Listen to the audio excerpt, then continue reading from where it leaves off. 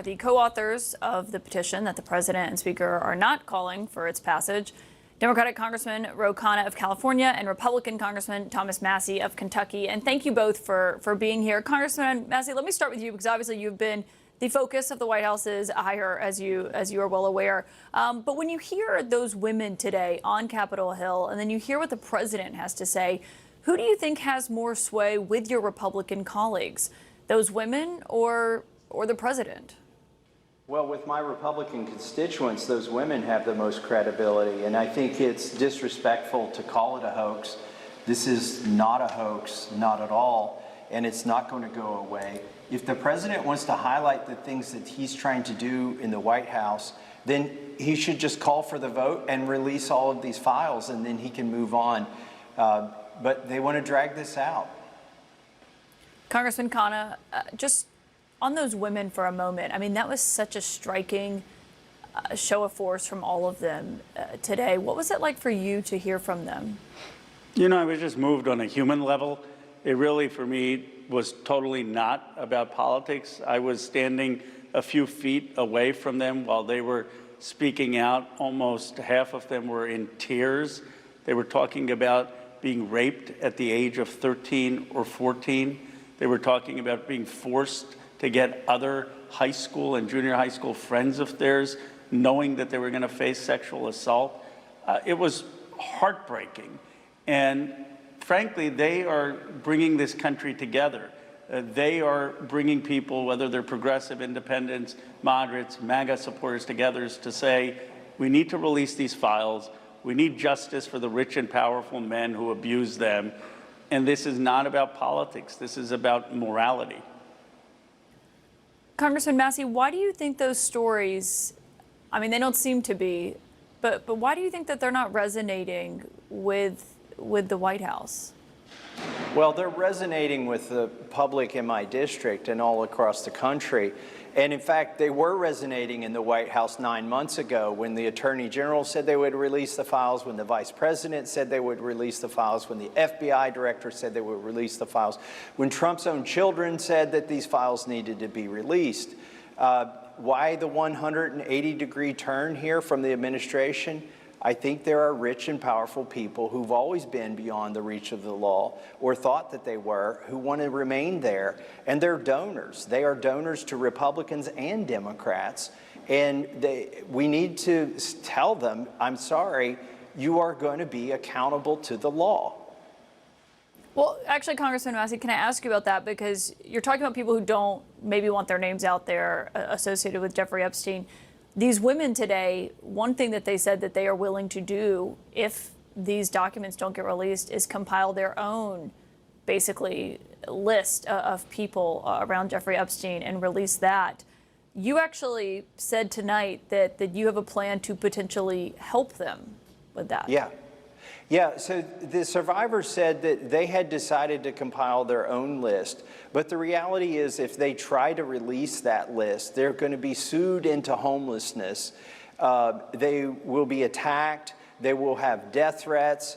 And so what my colleague Marjorie Taylor Greene volunteered to do, and I've volunteered to do as well, is to read that list on the floor of the House of Representatives, because our founders put into the Constitution speech or debate immunity, which says that we can't be prosecuted for what we say on the floor of the House. So we're willing to help those survivors get those names out there. And as my colleague Ro Khanna has said, we trust the public to determine who were donors to the Epstein Scholarship Fund and who were users of the women who were exposed to sexual abuse, to differentiate between those two groups of people. Congressman Khanna, do you support that, reading the names from these women on the House floor? I do, but I don't think it needs to come to that. I mean, there shouldn't be burdened to have to come up with the list. You know, one of the things that struck me is some of the survivors said that they themselves had not seen the files. One person pleaded with America, saying she wants to try to understand her own memories, and she wants to see these files to be able to piece that together. Look, this was such an emotional moment that after I spoke, after the survivors, Marjorie Taylor Greene came over and gave me a hug. I mean, people should have seen the humanity there. And I don't know, after hearing those women, why we just don't release the files. I mean, it actually would make the president look good. He could come out and say, no other president has released the files. I'm releasing the files. My focus right now, and I think anyone who was at that press conference, is how do we get justice and closure for those survivors? Well, and Speaker Johnson met with some of these survivors yesterday in an hours-long meeting, some of their family members as well. He still does not support your discharge petition. He's saying that actually, Congressman Massey, he called it inartfully written, I believe was his, inartfully drafted. And Chairman Comer said that it would basically, that their investigation they're doing is 4 to 5 steps ahead of where this would put you. What is your response to that?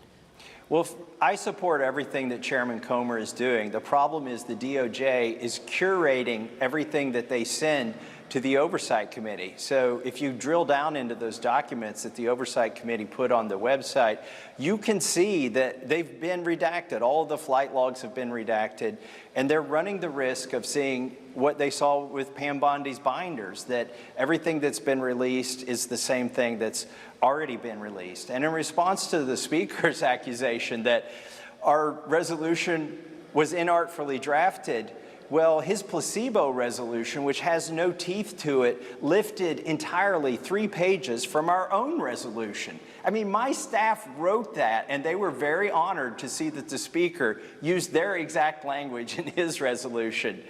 Caitlin, isn't the only thing that should matter here also what the survivors think? They were asked, what did they support? And they said they supported the oversight investigation, but they support the Massey-Khanna bill. And they were asked point blank about that, and all of them raised their hands. And that should be what the country listens to. I mean, their lawyers have read it, they have read it, and they're saying that's what they want. Have you heard if what those survivors said today changed any other House Republicans' minds? Has anyone else said that they are willing to sign on to this? Well, I've talked to a few of them, and they were compelled in our direction. But there's an immense pressure campaign from the White House on Republican members right now. So I really think you gotta give some credit to the 3 Republican women, Marjorie Taylor Greene, Lauren Boebert, and Nancy Mace, who, in spite of all the threats from the White House, which are still continuing, went and did the right thing. They're standing up for women by standing up for this resolution. What do those threats look like? What kind of pressure campaign are we talking about here? Well, I'm feeling it myself in my own district. There's been $2.5 million of ads run against me by 3 billionaires who are mega donors to the Republican Party. And one of them's actually, I'm not going to say on Epstein's list, but he's in Epstein's black book. So I've been taking the brunt of that myself. I think what's being run against me is a threat to other Republicans to try to keep them from doing what I'm doing. And are you worried that it's going to be successful here? Well, you know, I've opposed the president before, and he said I should be thrown out of the GOP, and in that race I got 81% of the vote. So in some sense I have the Trump antibodies, but I'm definitely going to get a booster shot here. Well, the White House obviously has been pushing back on that and pushing on that very strongly. But can I just ask both of you, when Trump's calling it a hoax, one thing he said today, Congressman Khanna, he said that no matter what is released, nothing will ever be enough, basically, sufficient for people like the 2 of you. What do you say to that? Again, this is not about the 2 of us. This is about the survivors. And I think they made clear what they want. They want the files released with the financial information, with the witness memos, with an understanding of who covered up for Jeffrey Epstein and Maxwell. I mean, there were rich and powerful people who knew that Epstein was raping and abusing young girls and said nothing. And there were rich and powerful people who prevented him from being prosecuted. And then there were rich and powerful people who got some of these survivors farmed out to them. That's what they said. They want that exposed and they want accountability. And I just want to say about Thomas Massey, look, he's a profile in courage. I hope I don't hurt him in his primary by saying that. But this is about big money. It's about big money that denied justice for the survivors. It's about big money that's stopping these Epstein files to be released. And it's big money that's threatening people like Thomas Massey or any person or any Republican who's willing to sign that discharge petition. Can I ask you, Congressman Khanna, do you believe that this effort is losing steam, as some people have suggested tonight? No, I'm actually confident we're going to get to 218. I don't want to go into all the strategy because when we've been more transparent about it, it's just led to a Trump response. But we have a plan. I'm very, very confident that we're going to get there. Yeah, and Congressman Massey, you too? Yeah, I'm very confident. I confided to one of the White House individuals who's working against me right now. I said, you know, my mistake was getting 12 Republican co-sponsors on this bill before we were eligible to get signatures, because I just telegraphed to you the 12 people that you needed to whip. And he kind of laughed and he said, yeah, but we're going to get to 218. This is going to happen within a few weeks. And I think they're going to panic here. There's going to be a lot of pressure again on the 3 women who have co-sponsored this on the Republican side to take their names off. But I think they're going to stay strong.